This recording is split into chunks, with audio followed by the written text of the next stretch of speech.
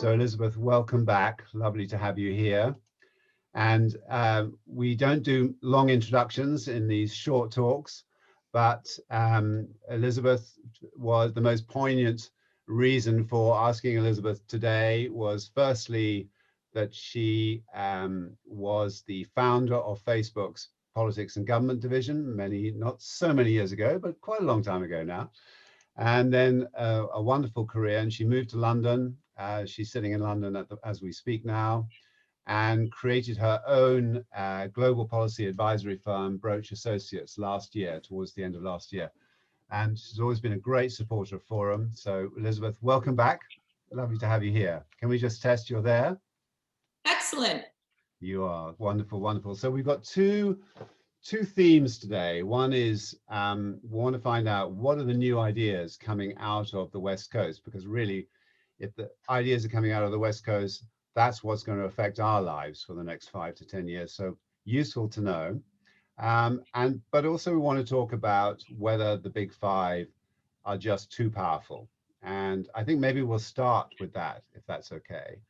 And obviously, when we put this talk together a few weeks ago, we knew that the conversation was always going to be apposite, but it's particularly apposite given what's been happening in Australia as a test case, if you like, really, of a demonstration of power from the old media to the new media, if you like. So I just wanted to ask you how you think that is playing out, not obviously just in Australia, but how it's going to play out for Facebook, Google in particular, going forward elsewhere in the world.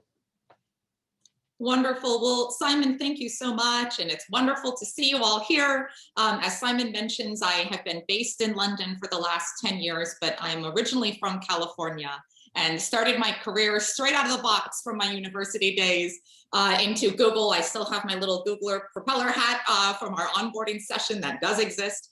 And then onto YouTube, and as you said, Facebook, and now do advisory in this space, and more on that soon. So it's really, really exciting to join you today.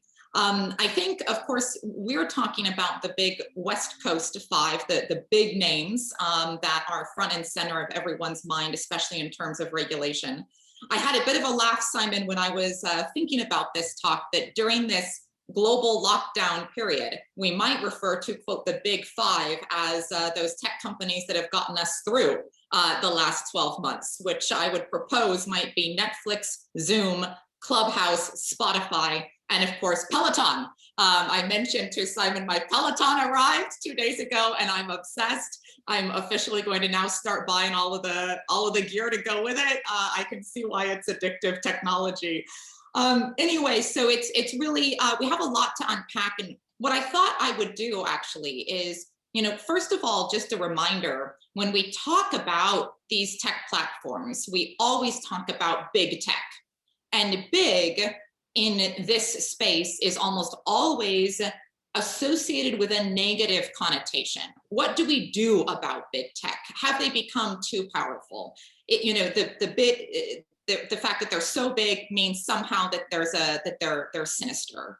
One reminder, and I'm not currently a spokesperson for any of these platforms, so this is my own thinking, but that all of the platforms in the information technology space work significantly better when they're big. The whole point of a network effect is for a network effect to kick in a way that is a valuable and good and useful user experience. By definition, scale is necessary. And I don't know if you all had some of the experience, but in the fallout of the Facebook privacy issue around WhatsApp, every time a single friend in a single WhatsApp group would say, okay, now I'm leaving WhatsApp, there was that feeling of, oh my gosh, seriously? Because, the reason this group works so well is we are all in it. If we can all agree on the same platform, that just makes things easier. Facebook is not even an experience if you have two friends. You have to grow your network in order to even have a valuable experience. And anybody who thinks back to the early days of a platform like a Facebook or an Instagram or a YouTube, remember the early ads. They were absolutely terrible because they were not at all targeted to you. And so you'd hop on every time and get these random American Apparel ads and think, what the heck? Whereas now, especially because we're doing all of our shopping right now online, wow, my ads are really, really good. And it's becoming quite dangerous because everything on Instagram is literally something I was just thinking about that plays right into my tastes and my style. So the first just reminder that I would offer is, in part, the whole point of an effective info tech experience is creating networks of scale and is creating growth, because that creates a good experience. And I would say you all come from a variety of industries. I don't. I spent my entire background in tech and social media and all these spaces. But, I can think of other examples as well where the scale is either good and necessary and helpful, or the scale creates a terrible experience. You don't want to sit down at a restaurant and have the choice of the Chinese dumplings or the spaghetti. That's already a red flag that the restaurant doesn't know what they're doing. But in these networks, that scale is really, really important. When we talk about especially the environment that we're operating in today, I just thought it would be useful to offer, who the most important cast of characters have been through the history of these big platforms. So at the beginning of any of these companies, the most important character is your engineer, and your engineer who gets scale and who gets how to grow amazing products that are so good that people talk about them. The classic, examples, we're not even talking about Uber, but, remember how Uber grew. Uber grew because everyone who used the product said to their friends, oh my gosh, you have to download this app, it's amazing. That's, how these kick in. You have a great product, and the product literally scales not because you market it well, but because it's just good. And it works seamlessly and better than any other product on the market. Very different than probably, like the fashion industry, where it would be all about creating the marketing and the buzz and all of that. And then people buy those products. But at the end of the day, is one turtleneck really better than the other? Or is it a good advertising campaign? In tech, genuinely, one product is better than another, Facebook search used to be terrible, because it was powered by Bing. If it hadn't had a competitive relationship with Google, that search would have been better earlier because the product just is better. So the first phase of these companies is your engineer who gets scale and who gets growth. Your second then phase is you have to kick into a monetization strategy. Because if you're going to keep hiring those amazing engineers and you're going to keep those venture capitalists happy, you have to then start developing a really good sales strategy. So that's when the Sheryl Sandbergs of the world kick in. That's when you hire in your big gun who gets advertising, who gets sales, who gets monetization, so that they can partner with an engineer who typically does not have that skill set and usher them into a whole world of global, sales and development and business development that works and that allows you to grow. Now, we are in a really critical and interesting time, and a really intellectually challenging and exciting one with big tech, which is that we're starting to come out of that role where it's the salesperson that's the most important to set these companies up for long-term success. Now, the most important person right now at all of these companies is your policy team, your person who's responsible for the future of all of these really tough societal regulatory issues. And that person is, the most critical hire right now at any of the big tech firms, because the technology is great. And luckily, all of big tech is constantly under threat. And so it's safe to say that when it comes to the product innovation, there's quite firm competition going on behind the scenes. These are all the companies that come out of nowhere, and then the tech companies have to scramble to keep up. So that drives the innovation. Clearly, the business models work. That's what has allowed them to be some of the most successful companies in America. But now the question is, are they going to get this regulatory piece right? Californians are not naturally good at regulation and policy. It's a weak suit for Californians, because the California mentality is just do it and make it happen and don't ask too many questions and let somebody else ask the questions. That's how we roll. And, too many questions aggravate a Californian, and we have to learn the art of a debate in Europe where everyone's asking all of these questions, because we're more about just throwing out ideas. That mentality doesn't, of course, work right now. The regulation environment as well out of DC is also really challenging right now because the tech firms have historically hired their policy teams out of a US congressional environment. That's not how the rest of the world works. That's not going to help you when you're running up against challenging legislation that's coming out of the rest of the world. You really need that global thinking and people that get that global scale. So I would just kind of offer that trajectory to set the tone as to where we are and what these companies need to think about in order to get it right. So just very quickly, because obviously we want to move on to other subjects here, but yes, what is going to happen? Because in October, I have on my notes here, the US House Antitrust Committee received a 449-page recommendation on antitrust. And so whilst scale is necessary, as you tell us, what's going to happen now? Because, and it was a democratic initiative as well, this antitrust recommendation. So now the Democrats are in power. I gather they're going to bring someone called Samuel Wu in, who's very hardcore in terms of antitrust, as a special advisor. What's going to happen, Elizabeth? Well, you bring us straight into what we need to be thinking about. One of them is the leadership piece. Historically, the teams at these companies that have had to deal with these issues sat directly next to the PR and communications team.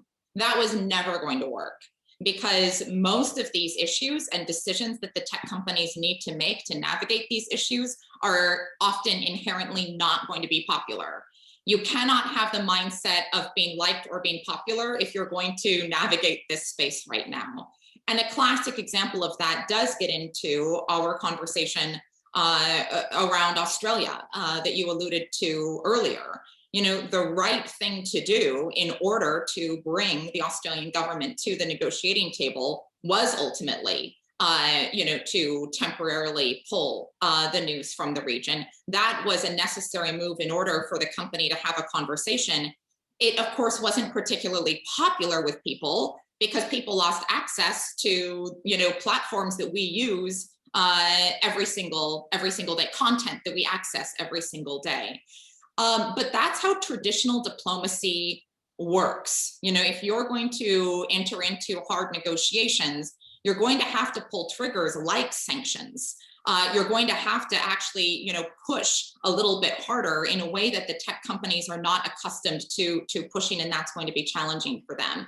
So a space to watch is definitely the leadership piece. We're going to see a lot of big name rotations in and out of the big five at senior C-suite levels. Some in the case of Amazon, because that leader has been there a while and they feel it's time to pass the reins to the next guy, and others because their leadership has not particularly proven to work to navigate this territory. And so I think the leadership piece is a space to watch. The other space, of course, and you mentioned this in Congress, is the Biden administration approach. The Obama approach during the Obama years was definitely one of saying, I in large part got elected thanks to innovative tech companies. I love these guys. I'm kind of younger and cooler and hipper. And so the tech piece just worked in that administration. The Trump years, of course, such an anomaly in a way, with so many things going on that it's almost, I would almost say that information, tweeting became the narrative around the tech sector more than almost anything else. And now the Biden administration, we're kind of new enough that we're going to have to really carefully watch what is going to be that tone that the administration is going to be setting out of Washington in the next few years. Okay, and so just moving that along a bit in terms of how the big five influence the world of technology as a whole. I mean, I read the other day that they have between the five of them, they have financial reserves of 740 billion and 295 billion of debt. Interestingly, over 90% of their assets are offshore, apparently. But that, what what leverage that gives those companies. And Apple, I read again in the Times, I think it was yesterday, have bought 100 companies over the last 6 years. So, are they monopolies? Because is there any opportunity? Will there ever be a sixth big tech company now on the West Coast or wherever else? Because do they not just get bought out? Well, history tells us that there will be. History tells us that that there is always that opportunity for the rise of the little guy that no one expects to succeed. Back to my example on search. Search could have been dominated by any of those original big players from the 90s, and it wasn't. It was challenged, by an upstart, and in large part, that's what's that is innovation. I think what's going to be really interesting for some of these companies, though, to consider, and what we all need to be thinking about, is the values that they promote. The tech companies so far have not done a particularly good job at figuring out how to actually be American companies in a way that showcases American values. They've all tried to be global in their value base until quite recently, when we've seen some of the information environment coming out of China that everyone is starting to really pay more attention to. We're starting to see some pretty big shifts in that space, which is going to push the companies into essentially having to say, are we going to be the great success stories of American leadership and of American values? Or are we going to do ourselves in by not getting this right? And I definitely think that that's a space to watch. One little point on innovation that I would make, just as a quick reminder, is a lot of the companies that get swallowed up by big tech are actually created and founded to do exactly that. So some entrepreneurs are out there to be the next big guy, but a heck of a lot of entrepreneurs are specifically building products under the guidance of good advisors and good VCs to say, if you get this right, you too could get acquired by Google. There's those two paths. Are you going to do your own IPO, or are you going to do an acquisition? And I think it's important for us to remember that that is the golden goose of a lot of entrepreneurs, where they're actually building products because they want to have the conversation with the acquisitions team at the big tech. And that's their whole point. And that's what, leads them to be able to sell out and retire early and talk to us on Clubhouse. Thank you. So a number of questions coming in, but just to take you back now to the other theme that we wanted to talk about, which is the new ideas. What are the new ideas coming off the West Coast at the moment that are going to affect our lives so dramatically? I mean, I read again the other day that Zuckerberg is promising global internet access by 2026, and augmented reality system that tracks our own thoughts for immediate media updates. So, tell me about that, and tell me about one or two other things that you know about. Yeah, well, the global internet access piece definitely gets into some of the tricky issues that we've talked about in the past, because as much as global access, increasingly, we're seeing more and more conversation about access to the internet as being a right, similar to the way that you expect to have clean drinking water, or you expect to have electricity that works. This is becoming very much part of the conversation, especially during these COVID lockdown times, because that huge divide between the have and the have-nots is largely a divide as to whether or not you have access to the internet at home. And so those conversations, of course, there's a lot of good in that. There's also then going to be a huge rise in bad actors, unfortunately. Every time you bring a significant population online, you get the good guys, but then you also are dealing with a whole host of new issues that you're not accustomed to dealing with in the past. So there's definitely a give and take in that space. I think we talk a lot these days about remote remote working. And I think what's interesting is that tech companies have been very comfortable, of course, with remote working. You know, if you're Facebook, you just send your Facebook portals off to all of your employees and you tell them you can work remotely for however long, and that's fine. But what's going to be really interesting is at the micro level, in terms of the individual employees, a lot of the reasons why they were attracted to work in tech in the first place were all of the perks. Not necessarily making the biggest salary in the world at the tech company. They can get you because the brand is so great and because the perks are so fun. You have your organic, you know, whatever kind of cereal you want to eat every morning at the office. And, you know, you have those kinds of environments that are cool and pleasant places to work. You can stay for dinner. All of those sorts of perks suddenly evaporate in the remote working. So the media has been very much picking up this narrative that big tech is going to chart the future of work. But what we haven't yet even seen is at an employee level, are some of the shininess of working in big tech starting to wear off, because without the perks, it's a little bit less fun. And, you know, everything relies on talent and who is attracted to join these companies. So that's a space to watch. In addition to, of course, the questions around how do you get promoted? You know, if you're somebody who's willing to go into the office more and get more face time with the boss or the team, does that inherently allow you then to get ahead of your employees who would choose the remote working lifestyle? So I think this whole industry is going to be real big pioneers, not only on the concept of, can you work from home? Well, yes. But now the question is, you know, what are some of the bigger macro trends that are going to come out of that? Yeah. Okay, very good. Well, it's a number of questions coming in. So let me, and also just thoughts. So let me, there's one on from Richard Burge. Just, can you go? He's got his hand up. He's got it. So let's go to Richard, and Richard, we're going to unmute you, and he has to unmute himself. You have to unmute yourself and come through with a question. Hi. Thank you, Simon. Thank you, Elizabeth. Elizabeth, we met when I used to run Wilton Park, so we know each other quite well. Just a couple of thoughts. One is just like you to expand on this business about internet connectivity being an essential service. And a view now, which is also happening, certainly in the city of London, talking about banks being an essential service and therefore being obliged to have social and delivery contracts in order to be able to have licenses to operate.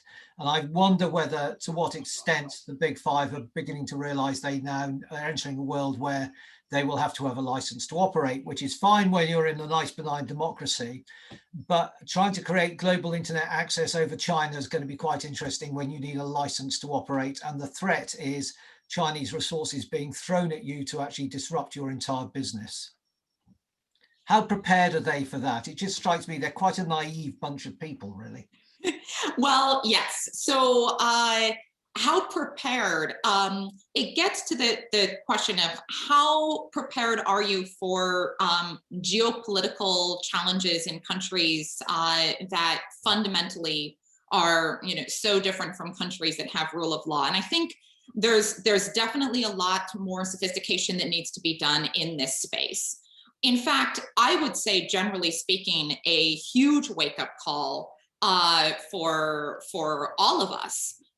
Looking back to January's events in the United States, you know, the fact that a bunch of people, a bunch of Americans could storm the Capitol without worrying about covering their faces, fully taking the photos and the videos where their full faces are shown, shows American naivete in how the real world works, because there's only so bad that getting rounded up by the FBI can get in America. If you're doing that in another country, you know, you're going to get shot or tortured, or your family is going to have something equally terrible happen to them.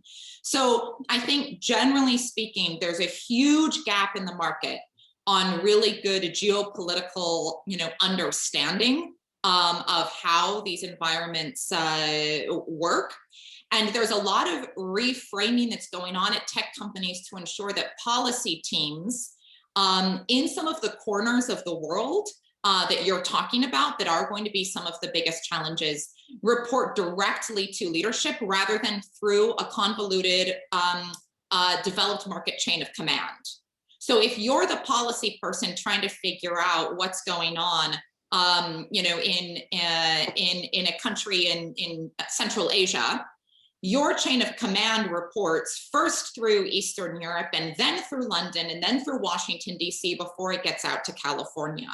We really have to think differently about who hears from who in order for us to chart through some of those deeper challenges. And I think that's very, very, very important. So thank you for that. Now we've got time for just two more questions. There's a lot of interesting considerations in the chat box here, but I'd like to go to Roslyn and then to Ed Mason, please. Roslyn, can you ask your question, please? Yeah, thank you. I guess my question is, but thanks for your talk, really, really interesting, but also very disturbing. I do feel that it's just about the exportation of Californian values and ideas to the rest of the world. I wonder about stakeholder representation. I wonder about ESG. I wonder about diversity. I wonder about engagement, social contract in this country, and it scares me. You know, that's such a great point. So I guess when I was talking about values, I should have been more clear that I was thinking more specifically in terms of speech. Yeah. You know, freedom of speech, freedom of expression, and then also what constitutes ultimate freedom of speech versus what we need to take a look at and say, actually, you know, we needed to rethink this. So back in the earlier days of Facebook, for example, a politician didn't have more access to freedom of speech on Facebook than anybody else. It wasn't until the rise of Donald Trump, and very recently, that Facebook made the decision that because what a politician said was newsworthy, they could basically say anything on these platforms. And that led to a very troubling set of speech coming out of the White House. And of course, now all of those policies are, you know, getting reviewed, and there is significant reversal there. But when I spoke about values, I was speaking much more about access to information and to speech. As distinct from you know, our countries and the way we interpret that versus you know, versus a Chinese policy. You've probably all seen that it took 3 days for China to shut down, you know, Clubhouse, for example. And so that was more nuanced. On global representation, does more need to be done from Californians to listen to a broader set of voices? Yes. When I was the politics and government spokesperson for Facebook, one of the most extraordinary individuals using Facebook to speak directly to people came out of Moldova. We've all seen how exciting everything is going on in Moldova right now with the rise of Maya Sandu. But at the time, you know, the company didn't just love the fact that I was talking about Moldova, because they were like, well, who's even heard of these people? You know, you need to be talking about the people that everyone's heard of. And, you know, I would say I actually disagree with that, because it's great if people have heard of XYZ senator from America, but if he's not using the platform to the to the max, and yet this politician in Moldova is really using it to engage directly with people, we should be talking about that. So there is a lot of work to be done. And I hope that some of the news that we're seeing about the oversight board from Facebook and these reframing of the policy teams and the structures, hopefully that will help, but I do think there's a long way to go and more experimentation to be done from these companies to get it right. Oh, wonderful, thank you so much. And so we're running right up against our time limit, which is arbitrary, I should say. But we're going to have one question from Edward. Ed Mason, come on in, please. Hi, I just have a quick question, really, but it may not be a quick answer. The big five have emerged remarkably quickly and become incredibly powerful in that space of time. Who do you think we should be watching out as the next people in the big five, and who will be the ones that lose their place? Yeah, well, I definitely think what we need to be watching for in terms of trends, and Simon got a little bit onto trends, but we need to talk about it more. So in this final parting thought, what I would say is, these days, the standout brands that get the traction are the brands that create the lifestyle, the community lifestyle. You know, does an Amazon, give you sort of that feeling of being part of a lifestyle. Actually, no, it's a great product. We use it every day. What would we do without Amazon Prime? But it doesn't necessarily, who are you if you use Amazon? You're everybody. The companies that are really breaking through right now, like an Airbnb, for example, and Airbnb's decision, to shut down their rooms in DC, during the January events. Short term took a revenue hit. Long term, the stock price went up. Because these companies are associating with. If you associate with us, you are giving that symbol to the world that you're a certain type of person. You lead a certain life. And to me, those are the kinds of brands that we need to be watching, because they're the ones probably that are going to break out and succeed. Netflix is doing the same. I mean, extraordinary to see their Academy or their Golden Globe, nominations, and just think, wow, they're challenging, all of the big names in Hollywood, and they're not doing it just because they have a lot of users. They're doing it because they're investing in, premium content that is genuinely good. And they're creating a sort of Netflix and pizza lifestyle of following. Well, thank you so much. As always, really interesting talking to you, Elizabeth. And thank you so much from all the forum members here. Lots of talk in the sidebar here, but we like to keep it short and sweet with forum. And the next conversation we have is on Tuesday of next week, when we have Brooks Blake and Basil Demarutis talking to us about real estate and the future of real estate. So I hope very much that most of you will join us then, if not all of you. And thank you so much for the moment, and goodbye. Goodbye. Thank you very much.